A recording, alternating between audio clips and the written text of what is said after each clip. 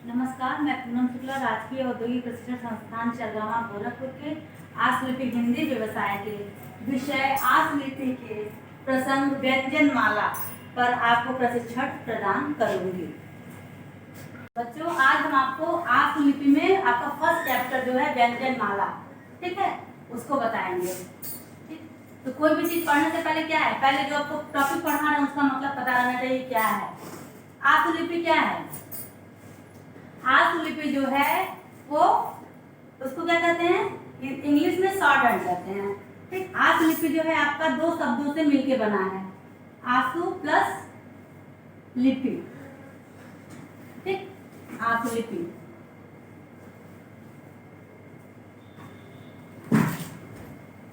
आशु का अर्थ होता है तेज या तीव्र गति से। आशु का अर्थ होता है तीव्र और लिपि का अर्थ होता है लिखित भाषा।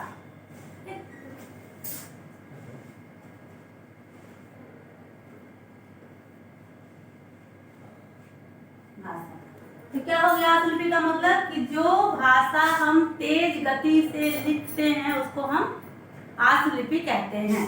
ठीक, तीव्र गति से लिखी जाने वाली भाषा, तीव्र गति से लिखी जाने वाली भाषा को हम आशुलिपि कहते हैं।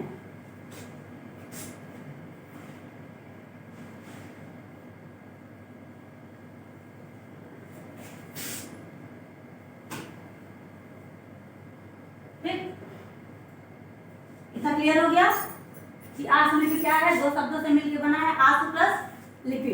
आशु का अर्थ होता है तीव्र और लिपि का अर्थ होता है लिखित भाषा। ठीक, तीव्र गति से लिखी जाने वाली भाषा, इसका अर्थ हो गया आशुलिपि का मतलब हो गया तीव्र गति से लिखी जाने वाली भाषा। यानी कि अगर आप हिंदी में किसी शब्द को लिखते हैं, जैसे अगर आप हिंदी में राम लिखते हैं तो ये राम लिखने में आपको जितना समय लगा, अगर आप आशुलिपि में उसको लिखेंगे तो आप 5 बार राम लिख सकते हैं। ठीक, 5 बार आप लिख सकते हैं राम आशुलिपि में, जितनी देर में आप हिंदी में लिखेंगे। ठीक, अब प्रश्न ये है कि इसकी जरूरत क्यों पड़ी, इस लिपि की हमको जरूरत क्यों पड़ी? ठीक है, हम हिंदी में लिख रहे हैं, इंग्लिश में लिख रहे हैं, काम चल रहा है हमारा, हमको इस लिपि की जरूरत क्यों पड़ी? ठीक है, तो इसका ये है कि जैसे मान लीजिए कहीं भी किसी भी कार्यालय में, क्या पहले जब सभाएं राज्य वाली राजा टाइप की जब होते थे जमाने में, उस जमाने में क्या होता था, कोई भी चीज राजा आदेश करता था तो वो धीरे धीरे तो बोलेगा नहीं, वो अपनी स्पीड में बोलेगा, अपने लय में। तो अगर आप उसको हिंदी में या संस्कृत में या किसी भी भाषा में लिख देते तो उसमें समय लगता था। आजकल क्या है, ऑफिस में, कार्यालय में अगर एक अधिकारी है तो उसके पास इतना समय नहीं है कि वो किसी को बुलाए कि हाँ ये लेटर लिखना है तो हिंदी में उसको समझाए, वो धीरे धीरे लिखे। ठीक है, वो अधिकारी अपने स्टेनो को या अपने बाबू को, जिसको भी बुलाएगा एक कर्मचारी को, बता देगा जल्दी जल्दी कि हाँ ये लेटर बनाना है, ये मैटर ये रहना चाहिए, इसमें ये लिख लो, इसमें वो। ठीक है, तो इसीलिए अधिकारियों द्वारा बोली जाने वाली जो भी आपको निर्देश दिया जाता है उसको जल्दी जल्दी लिखना पड़ता है, तो वो हिंदी या इंग्लिश में संभव नहीं था। इसलिए पहले ये लिपि संकेत चिन्हों के माध्यम से निर्धारित की गई। ठीक, पहले बताया कि आप इसमें अपनी स्पीड क्या है, हिंदी से 5 गुना ज्यादा तीव्र गति से लिख सकते हैं, हिंदी से कम 5 गुना ज्यादा तीव्र गति से आप लिख सकते हैं। ठीक, इतना हो गया। अब नेक्स्ट देखिए, अब आगे देखिए, आशुलिपि का जो मेन वो है, फंडा है, ये कहाँ से लिया गया है, किस उस पे आधारित है, ये किस चीज पे बेस है, ये पूरी तरह से ज्यामितीय चिन्हों पर आधारित है। ज्यामितीय रेखा गणित आप लोग सब लोग पढ़े होंगे, रेखा गणित में जो भी आपका कोण, वृत्त, ट्रायंगल जो भी आप पढ़ते हैं उसी से ये सारी आशुलिपि की जितनी भी रेखाएं हैं वो ली गई हैं। ठीक है, जैसे देखिए हम आपको बता रहे हैं, ये एक डायग्राम के माध्यम से हम आपको बता रहे हैं, देख लीजिए। ये है आपका, ये क्या है, जनरली देखिए तो ये हर एंगल का किसी न किसी एंगल का कोण है।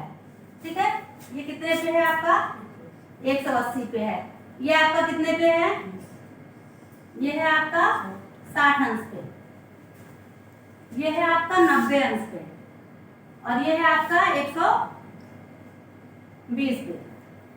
ठीक है, ये सारा आपका कोण है, तो रेखा गणित हुआ पूरी तरह से जो भी शॉर्ट हैंड आसु लिपि में जो भी सीखेंगे वो सारा उसका मेन बेस रेखा गणित ही है।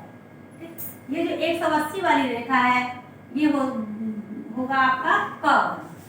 हिंदी में भी आप पहले क ख ग घ आ स्वर और व्यंजन सीखते हैं, सेम वैसे ही इसमें आसु लिपि में भी आप पहले व्यंजन सीखेंगे फिर स्वर सीखेंगे। तो पहले व्यंजन है। हिंदी में आप कितने व्यंजन पढ़ते थे? हिंदी में आप 36 व्यंजन पढ़ते हैं, लेकिन शॉर्ट हैंड में आपके व्यंजनों की संख्या 33 है। 33 व्यंजन हम पढ़ते हैं शॉर्ट हैंड में। हिंदी भाषा में आप 36 पढ़ते हैं। ठीक है, अब वो पूरी तरह से आपका ये रेखागणित चिन्हों पे ही आधारित है। ये आपका जो 180 का ये कवर हो गया, ये आपका जो 30 अंश पे है ये र होता है, 60 अंश पे जो है वो आपका च वर्ग होता है, 90 अंश पे जो है आपका ट वर्ग होता है और 120 अंश पे आपका क वर्ग होता है। अब आप सोच रहे होंगे ये वर्ग क्या होता है। ठीक है, तो वर्ग का मतलब है जैसे क हिंदी में आप सुनते थे क ख ग घ अंग, ऐसे पढ़े हैं आप। इसमें क्या मतलब है वर्ग का कि बस 4 व्यंजन किसी भी, तो ये क वर्ग के व्यंजन हो गए क ख ग घ अंग 5 हुए, लेकिन इसमें क्या है सिर्फ 4 व्यंजन क ख ग और घ।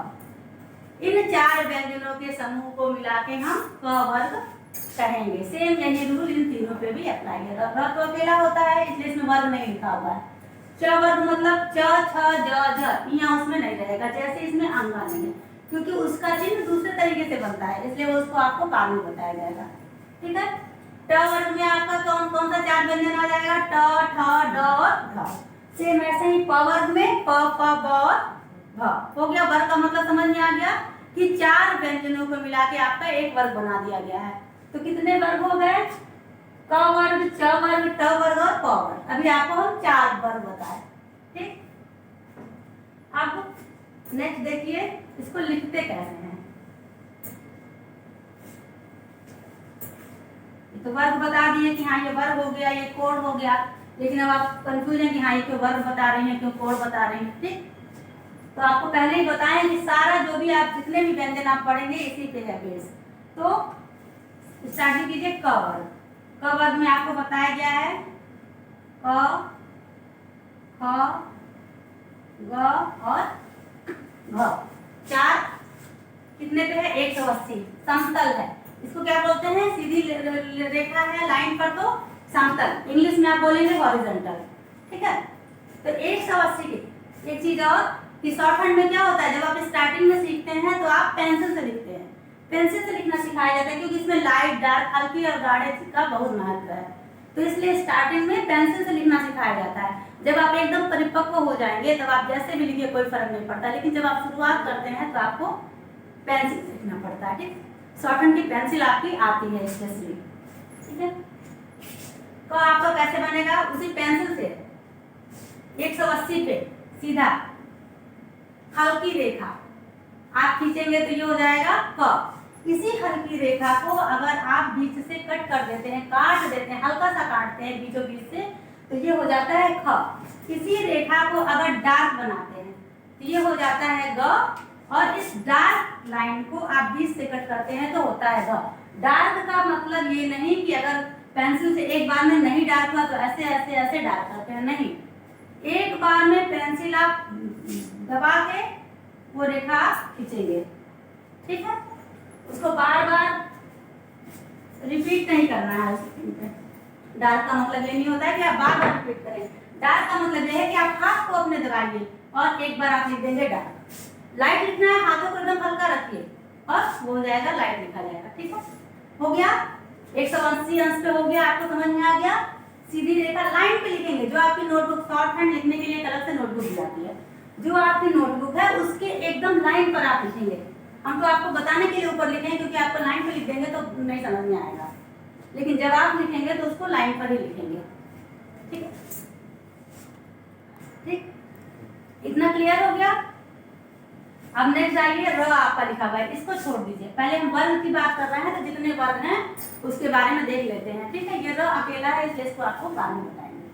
ठीक है, अब आया आपका च वर्ग। च वर्ग कितने अंश पे है? 60 अंश पे है। ठीक, चौवर्ग आपका 60 अंश पे है। तो जो भी आपका नोटबुक है उस पे आप ऊपर, ये देखिए हम एरो बनाए ऊपर से नीचे, यानी कि ये रेखा आपको ऊपर से नीचे की तरफ खींचनी है 60 अंश पे।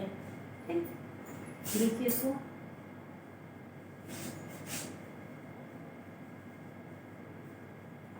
क्या हुआ, ऊपर से नीचे आप ले आएंगे हल्का 60 अंश पे, ऊपर से नीचे एकदम लाइन पे। ठीक है, हल्की रेखा रहेगी तो ये हो जाएगा 4 का, इसी हल्की रेखा को ऊपर 20 से काट देंगे तो हो जाएगा 6, इसको डार्क कर देंगे इसी लाइन को तो ज, और इस डार्क लाइन को अगर 20 से आप काट देते हैं तो हो जाता है झ। ठीक है, आगे ऊपर से नीचे आया, या कोई रेखा होगी जो नीचे से ऊपर, जैसे आपका र है नीचे से ऊपर जाता है। ठीक है, तो इसको बोलते हैं, जो भी रेखाएं आपकी ऊपर से नीचे की तरफ लिखी जाती हैं उनको हम अधोमुखी रेखाएं बोलते हैं। इंग्लिश में, हिंदी में बोलते हैं अधोमुखी रेखाएं, और इंग्लिश में बोलते हैं डाउनवर्ड स्ट्रोक। ठीक है, हिंदी में अधोमुखी,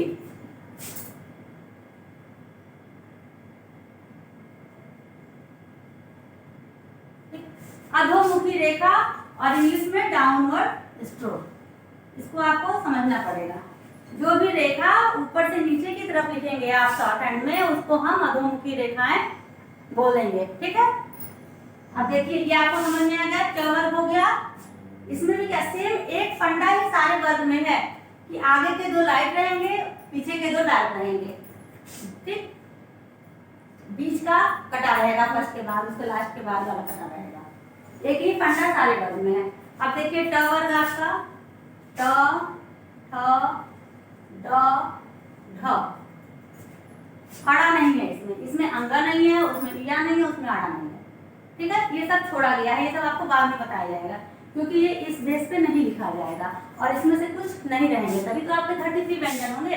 सारे लिखेंगे तो 36 हो जाएंगे। ठीक,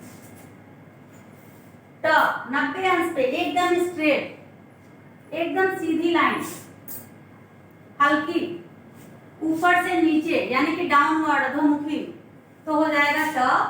इसी रेखा को अगर 20 से कट कर देंगे तो ठ, इसको डार्क कर देंगे तो ड, और इस डार्क लाइन को 20 से कट कर देंगे तो ठ। एक चीज हम और आपको बताना चाहेंगे कि जो भी आपकी नोटबुक है, जो भी अधोमुखी रेखा ऊपर से नीचे आ रही है, तो आप सोचेंगे मेजरमेंट कैसे करें, कितना लिखना है, कितना बड़ा लिखना है, कितना क्या लिखना है। तो आपको बताते हैं कि जो भी आपकी शॉर्ट हैंड की नोटबुक है उसका अलग वो होता है, मेजरमेंट होता है। जो आप जनरली कॉपी यूज करते हैं उसकी अलग अलग मेजरमेंट होता है, शॉर्ट हैंड का अलग मेजरमेंट होता है। इसमें आप जो भी रेखा खींचेंगे लिखेंगे वो 3/4, यानी कि अगर इसको इस लाइन, ये पूरी आपकी है रेखा लाइन है, ये पूरी आपकी इसमें लिखना है, तो क्या करेंगे, इसको अगर आप बराबर 4 भाग में डिवाइड करते हैं, ये आपका 4 भाग में अगर आप डिवाइड करते हैं, थोड़ा नीचे ऊपर चलेगा कोई दिक्कत नहीं है, लेकिन अगर आपको 4 भाग में डिवाइड करते हैं तो क्या हुआ, एक ही हिस्सा छोड़ देना है, बाकी के 3 हिस्से हमको लिखने हैं। ये मेजरमेंट होता है 3/4। ठीक है, इतना क्लियर है। अब आगे देखिए, किसी को कोई दिक्कत होगी तो वो बाद में डिस्कस कर सकता है। अब आपका आया प वर्ग। प वर्ग में भी 4 है, प, प, ब और भ। ये भी आपका एरो बनाए हैं ऊपर से नीचे, तो इसका मतलब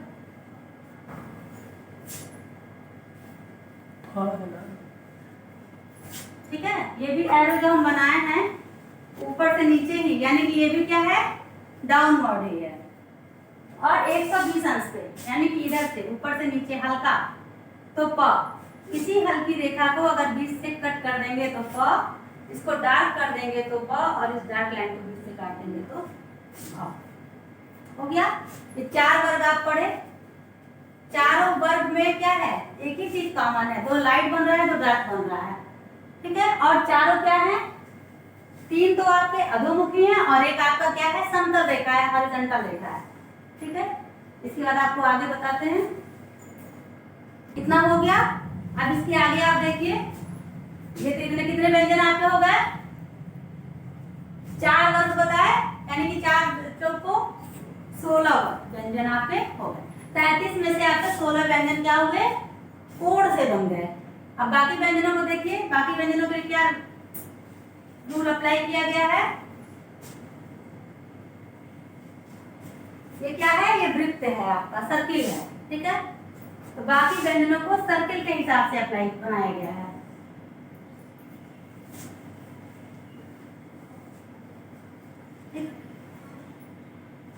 ये 2 सर्किल हम बनाए, एक को मल्टीप्लाई के चिन्ह से काट दिए, एक को प्लस के चिन्ह से काटा, ठीक है। अब देखिए आप लोग 16 व्यंजन हो गए थे। उसके बाद बता रहे थे बाकी आपके बचे हुए व्यंजनों के बारे में हम। तो बाकी बचे हुए व्यंजन क्या है? ये वृत्त के माध्यम से हम आपको बता रहे हैं। 2 वृत्त हम बनाए, उसमें एक में मल्टीप्लाई का चिन्ह किए, एक में बीच में प्लस का चिन्ह किए। क्या हुआ? उसमें 4 पार्ट हो गए। अब इन चारों पार्टों से भी आपके व्यंजन बनेंगे, ठीक है। पहले ये देख लीजिए, एक पार्ट ये हुआ आपका, एक ये हुआ, एक ये हुआ और एक ये हुआ, ठीक। तो ये वाला पार्ट और ये वाला पार्ट, ये दोनों पार्ट क्या बोला जाता है? तवर्ग, ठीक।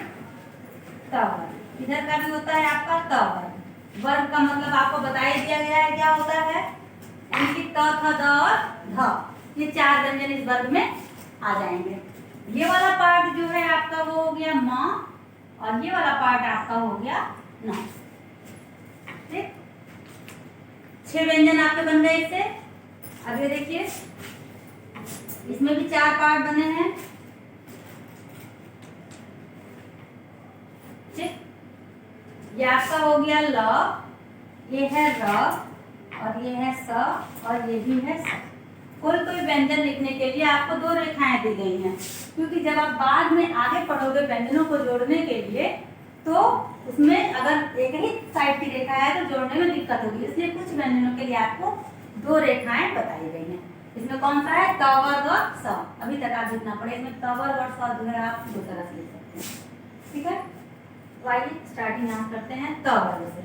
त वर्ग में आपका आ जाएगा त, थ, द और ध, ठीक। 4 व्यंजन, सेम ऊपर वाला ही फंडा कि 2 व्यंजन लाइट, 2 डार्क, 2 कटे हुए, 2 बिना कटे हुए, ठीक।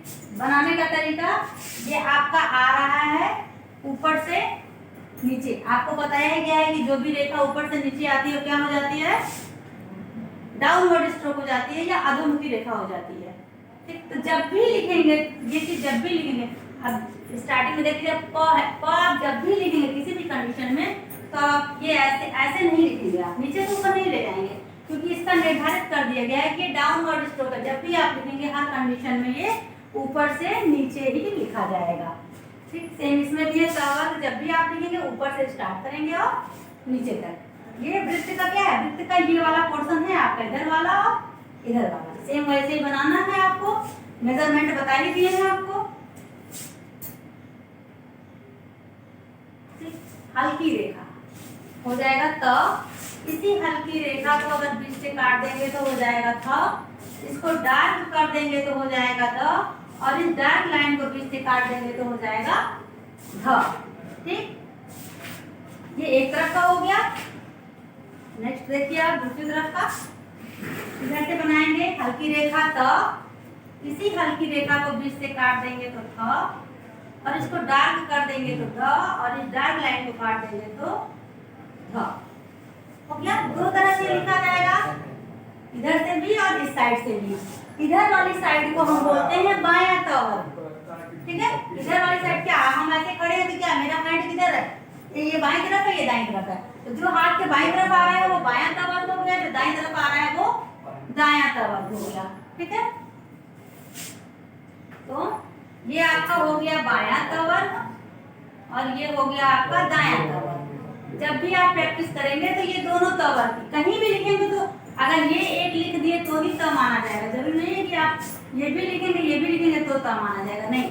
किसी भी एक वर्ग का अगर त था दादा लिख दिए तो त था दादा माना जाएगा, ठीक है। अब आइए आप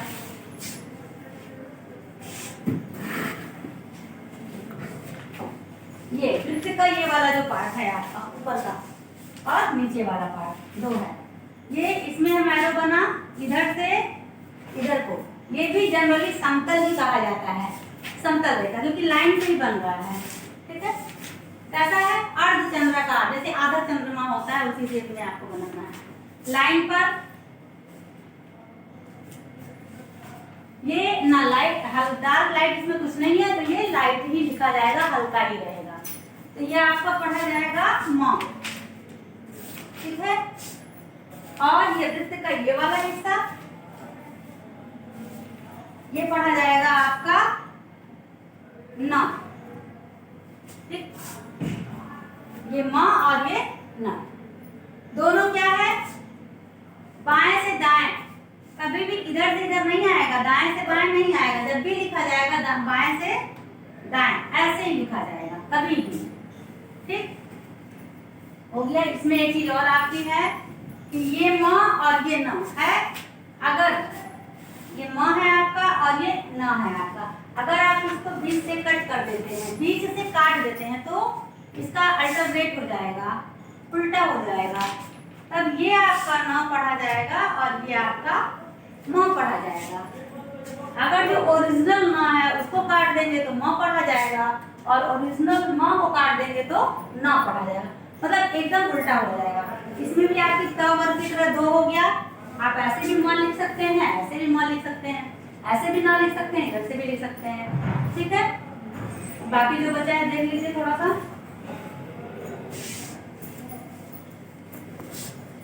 ठीक है, इतना हो गया आपका। अब इसके बाद नेक्स्ट वाले सर्किल पे आप आइए।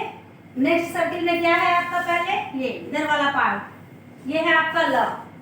इसमें किधर से तीर किधर जा रहा है, नीचे से ऊपर की ओर। ये आपको पहली बार मिला कि जिसमें तीर नीचे से ऊपर जा रहा है। ठीक, अभी तक तो ऊपर से नीचे था तो उसको हम क्या बोल देते थे, डाउनवर्ड स्ट्रोक या अधोमुखी रेखा। जहां पे ऐसी कंडीशन होगी इसको हम बोलेंगे अपवर्ड स्ट्रोक या ऊर्ध्वमुखी। ऊर्ध्वमुखी, ये देखिए ये ऊर्ध्वमुखी, ऊर्ध्व मतलब ऊपर होता है, यानी कि नीचे से ऊपर। कोई भी लाइन है आस लिपि में जो आप नीचे से ऊपर लिखेंगे उसको ऊर्ध्वमुखी रेखा बोलेंगे, और जो ऊपर से नीचे लिखेंगे उसको अधोमुखी रेखा बोलेंगे। डाउनवर्ड और अपवर्ड स्ट्रोक। ये पहला आपका आया है जो नीचे से ऊपर जा रहा है, इसको हम बोलेंगे ल। लिखेंगे कैसे, नीचे से ऊपर ऐसे। और ये जो आपका सर्किल बना है वो सर्किल का क्या है, ये वाला पोर्शन है, जिस शेप में लिखा गया है उसी शेप में उतना ही झुका रहेगा, और ये भी लाइट ही रहेगा, हल्का ही रहेगा। जहां पे हम नहीं बता रहे हैं कि ये डार्क है ये लाइट है, वहां वो व्यंजन लाइट ही लिखा जाएगा।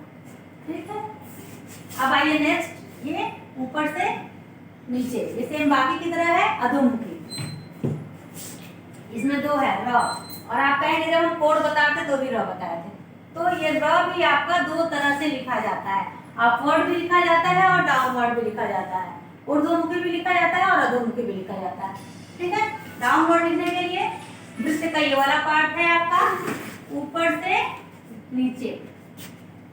ठीक, तो इसको हम पढ़ेंगे र। और एक है आपका ये र 30 अंश पे है, नीचे से ऊपर अपवर्ड है। ठीक, ये दोनों हल्का ही लिखा जाएगा। र दो तरह से लिखा गया, अपवर्ड और डाउनवर्ड दोनों। ठीक है, अब आइए आप ये सर्किल के ये दो पार्ट जो बचे हैं, एक ऊपर से नीचे ये और ये भी ऊपर से नीचे ही, दोनों ही डाउनवर्ड स्ट्रोक हैं। ठीक है, स, इसको हम पढ़ेंगे स, ये ऐसे। इसको जब आप लोग कई बार प्रैक्टिस करेंगे तब आप लोग का अभ्यास बनेगा, तभी स्ट्रोक सही लिखा जाएगा, और जब तक स्ट्रोक सही नहीं लिखा जाएगा आप उसको पढ़ नहीं पाएंगे। ठीक है, ये आपका स हो गया। स भी आपका त र की तरह दो तरह से बनाया गया, एक बायां स हो गया, एक दायां स। बायां दायां बताए हैं कि जैसे हम खड़े, मेरा हाथ इधर आ रहा है, इधर है ये बायां और हाथ इस तरफ है ये दायां। आप भी ऐसे ही अपना समझिए कि बायां स है ये दायां स। प्रैक्टिस आप दोनों ही करेंगे, जहाँ लिखना होगा एक ही लिख देंगे तो काम चल जाएगा। ऐसा नहीं है कि दोनों लिखना पड़ेगा, कहीं भी अगर स लिखना है तो हम एक ही स लिखेंगे, काम चल जाएगा। ठीक है, ठीक है, यहाँ तक हो गया आपका। ये पूरा क्या था, पूरा ही आपका रेखा गणित पे बेस था। जितने में कितने व्यंजन हो गए आपके, जोड़िए जोड़िए, कितने व्यंजन हो गए?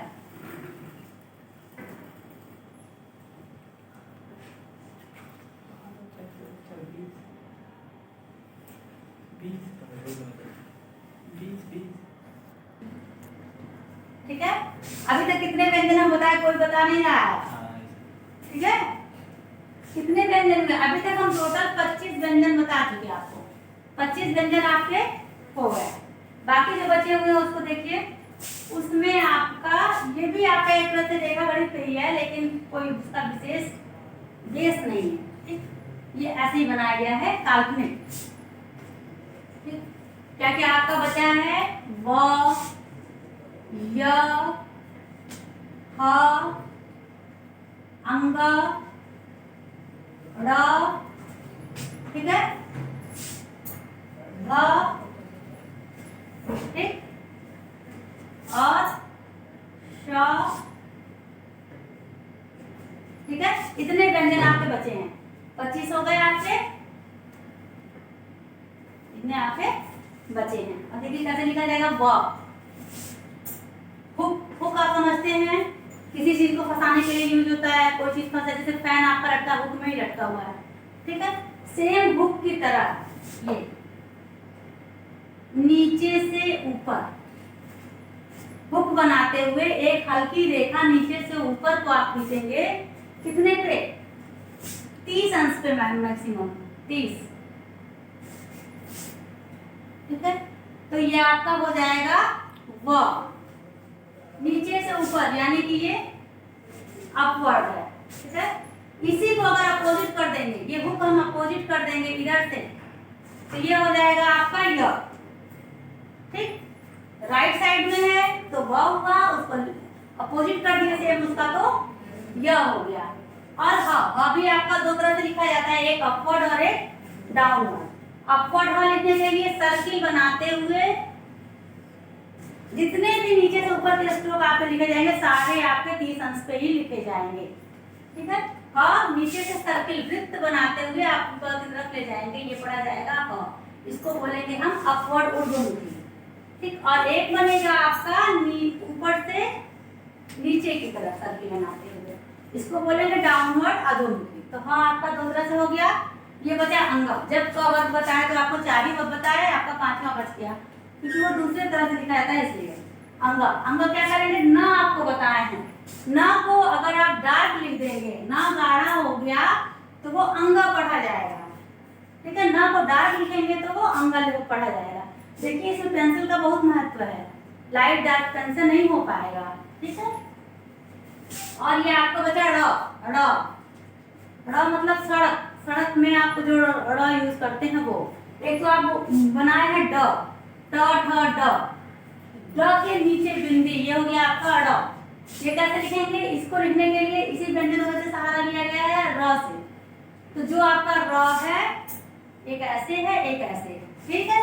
इन्हीं दोनों को बीच से कट कर देंगे तो ये हो जाएगा आपका ड, ठीक। आपका हो गया। बचा ढ, ढ उसको बोलते हैं। इसमें क्या करना है, इसमें भी ह से सहारा लिया गया है। ह को बना के, ये भी दो तरह से लिखा जाएगा, ह बना के बीच से कट कर देंगे तो हो जाएगा ये ढ।